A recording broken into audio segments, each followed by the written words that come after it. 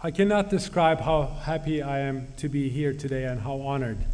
Many other fellow Whitley awardees equally deserve this honor, but I think I got lucky because Princess Anne, Her Royal Highness, must have liked the kashar cheese I gave her in 2008. So this time, to go along with it, I brought her village-made mulberry jam from the Aras River Bird Paradise. So the Whitley Award I received 5 years ago was the biggest turning point of my conservation career.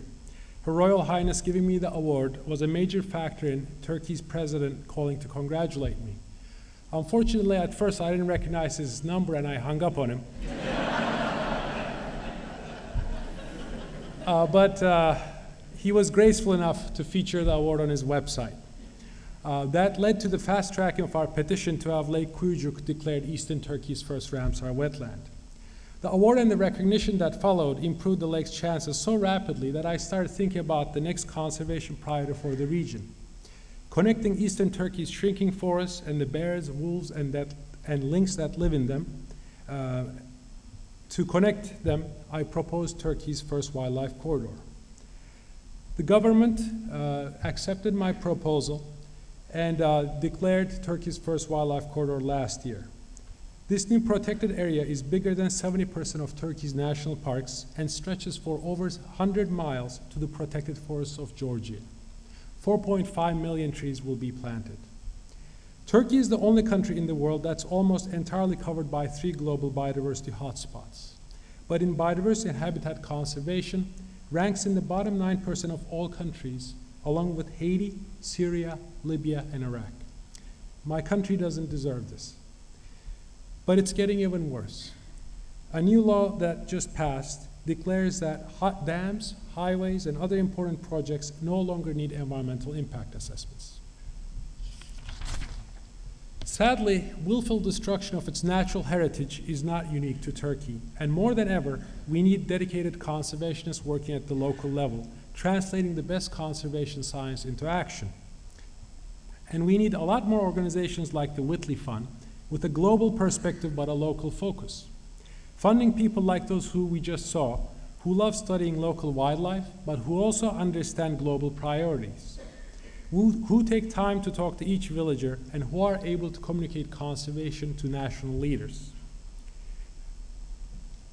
What I admire most about the Whitley Fund is how strategically they spend every pound by using the most rigorous and transparent peer review system I've ever seen.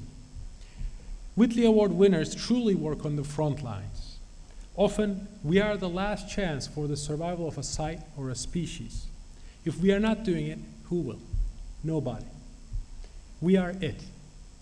My organization, Kuzey Doğa, has only 4 people, but is the only conservation organization in an area the size of Ireland. In my travels, I'm surprised at how often I do not see conservation in action. Happily, more than once, the conservationists I saw were fellow Whitley Award winners. So what's next? In 2005, I discovered a bird paradise in the Aras River wetlands of eastern Turkey. This is a globally important wetland and hosts most of Turkey's bird species.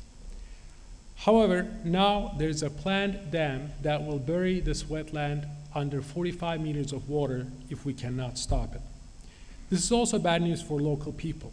An ill-planned dam in one of Turkey's hottest and driest provinces is a big waste of water.